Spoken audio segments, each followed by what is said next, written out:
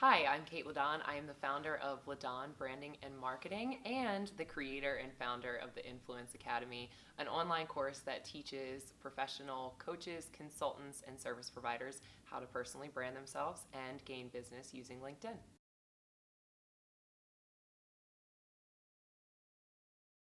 So let's start with, what does the term branding actually mean? There's a lot of misconceptions about what branding is, and at the risk of sounding, trendy, it can become a little bit of a buzzword, branding. So I always like to start by saying branding is not merely your colors, your logos, your aesthetic presentation.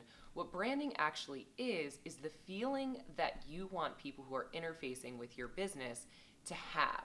It's an experience. And I don't just mean your customers, your clients, and those who are external facing, I mean the internal folks as well. It always starts with your mission and your vision. You want to be sure, even if you're starting a company and it's just yourself, that you have that Northern Star in front of you, because everything else that you structure your brand around should be in the pursuit of pushing that forward. When you think of companies who brand really well, they don't always have the most aesthetically appealing logo or trendiest or clever names. What you actually have as a consumer is a feeling, not even about the company, but about yourself when you're doing business with them. So prime example of this, albeit perhaps overused, when you think of Apple, the magic of Apple's brand is not just that they're clean, sleek, modern, creative. It's actually that you, as a consumer, when you purchase Apple products, feel that way about yourself. There is a perception you're living into when you're holding an iPhone versus perhaps a Samsung or something else. And again, that works conversely with some of the Google products. So whenever I sit down and work with clients and talk about branding, we always start with, what is the feeling and what is the experience you want others to have about the company and themselves? And if you start there and have that mission and vision really aligned with that, you're going to find that your brand comes together quite organically and naturally.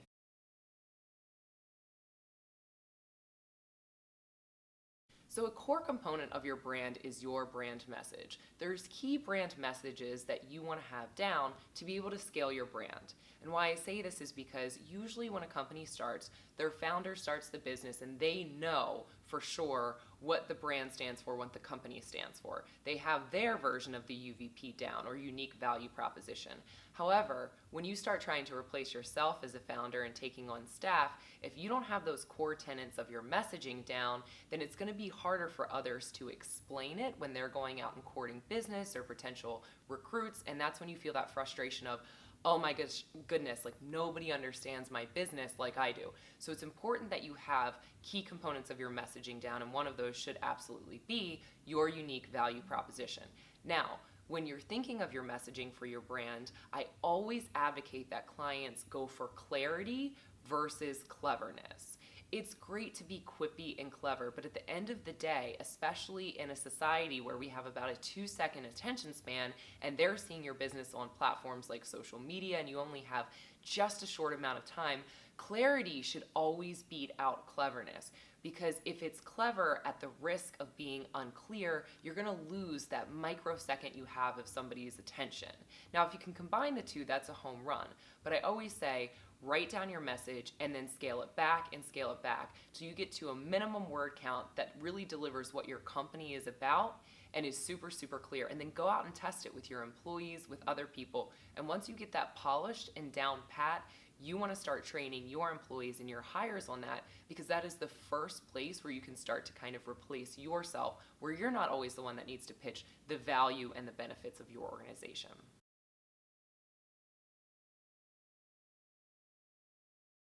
A key component of branding that a lot of people I don't think consider is writing down and documenting your voice and your tone.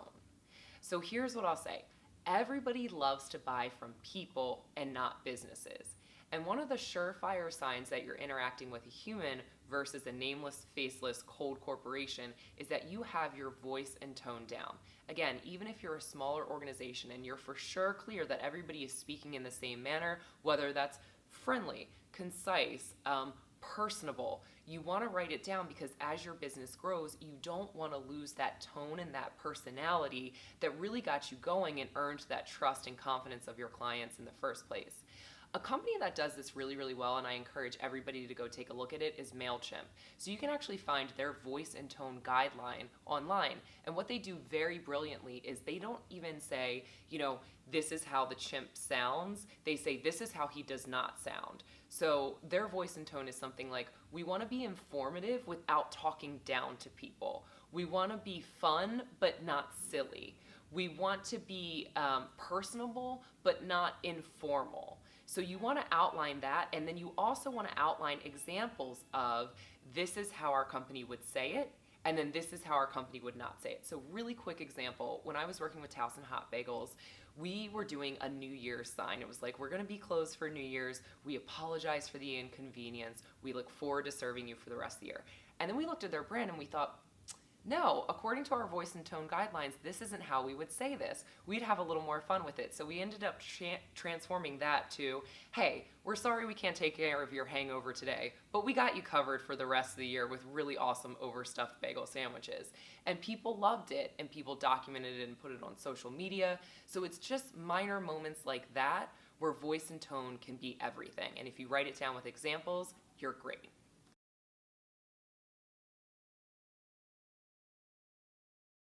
When people talk to me about, what's a great way that I can build brand awareness when it comes to a marketing strategy, I always tell them, start with video. I know that all of us are on social media and we see the importance of video because of the rise of platforms like Instagram and Snapchat, but there's actually psychological reasons that video performs so well, and it goes back to the fact that people like to buy from people and not nameless, faceless corporations. Think about it. You're going to do business with somebody that you know, like, and trust. So even if your video strategy is taking your iPhone up and doing 2-minute clips about frequently asked questions from your clients, people on the outside are going to get a feel of what your voice is, what your personality is, what your perspective is, and then those videos not only carry forth your brand, they do a great job of prefacing and kind of prepping potential clients before they ever get on the phone with you. So when I started my business, I did this segment called Tuesday AMA, and I would run it from 9 a.m. every Tuesday morning, and people could just ask me marketing questions. It's a couple minutes in length, and then I would put it on YouTube and send it out in a blog post. It was so effective as a sales tool because all of a sudden prospects would call me and say, no, I watched your videos. I'm for sure aware that I want to work with you because I really like your opinions on things. I'm just calling to see how I'm going to work with you. So video is a really great way without even having to put a lot of effort into keeping your brand concise to make it genuine and authentic, because if you're on video, chances are your brand is always a reflection of your personality. It's going to get it done for you very quickly and very effectively.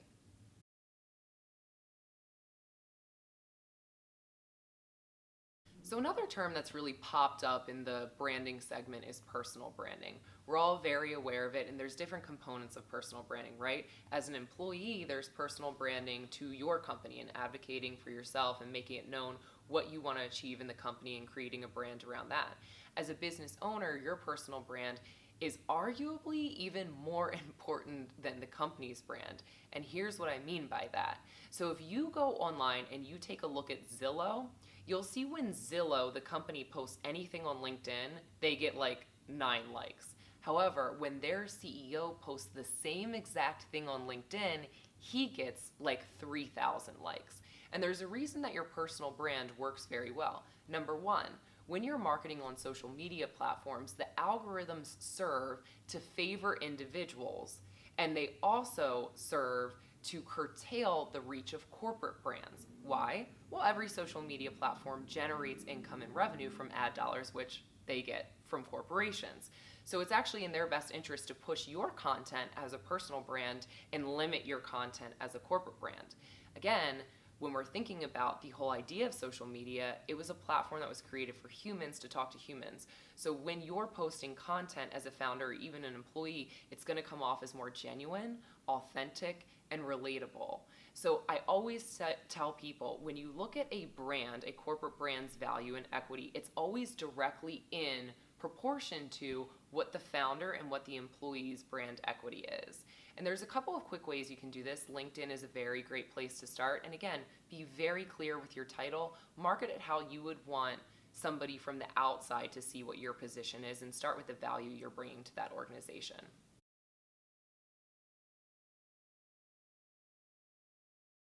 So a lot of companies, when they hire me, they say, we really, really want you to help us with our brand. We're noticing that there's some limitations in us effectively getting our brand out there. And 9 times out of 10, when a brand isn't firing on all cylinders, it's because something is askew or amiss with their culture. And in fact, many times when I go into organizations to brand them, I actually bring in a cultural expert, maybe an HR person, to really make sure that everybody internally is in alignment.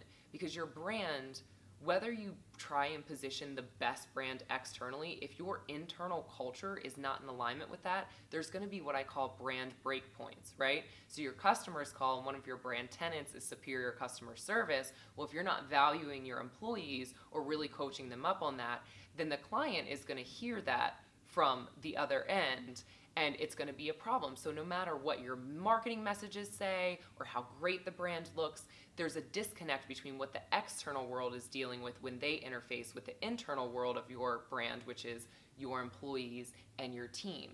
So branding really always starts at culture. In fact, I would argue that a lot of branding is a direct reflection of how your culture is internally. A good place to start with this is really getting your people together and looking at your value system. Now, I know a lot of people put values on a wall or they write them down when they form the company, and they're really great ideals to live up to. But the most effective companies in the world, they take that like their gospel or their Bible or their tenets, and every single day they see where values are or are not being showing up in their culture. And the best businesses I've worked with, they actually integrate those values in things like employee reviews, bonus incentives, and things of that nature. And when your values and your culture are aligned, without even trying intentionally for branding, the external world and your clients are going to experience that, and you have an integrated brand.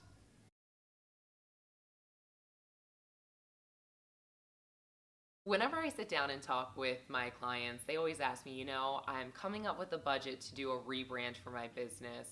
I should spend a lot of money on the website, right? Or stationery or things of that nature. And sure, having a beautiful website, especially if you don't have a brick and mortar store, is the online storefront of your business. But here's what I'll say. A lot of people actually don't realize that where they should set aside a good portion of their rebrand budget is in photography and videography. And that's because people are programmed to look at people, and they want to see not whitewashed stocked photos, but photos of your actual team and your environment and the feeling, again, that they're going to get when they interact with your business. The reality is, with a lot of different platforms like Squarespace, Weebly, Wix, you can build a website for a pretty affordable cost, and a lot of them are templated out. But the real value or the differentiating factor and what makes a website really pop, or marketing materials really pop, is that uniqueness and that feeling that they get when they see the actual people who are building and growing your company. So although it's a little bit counterintuitive, or maybe people are surprised when I say this, I actually set aside a good portion of a rebrand budget for corporate photography and proprietary photography and videography, because those are the things that are actually going to build personability into your brand. And you can just put them in containers like websites that are going to house those, and it's going to feel really rich and unique. So not something that a lot of people think about, but always a place that's a non-negotiable for me when I'm rebranding a company.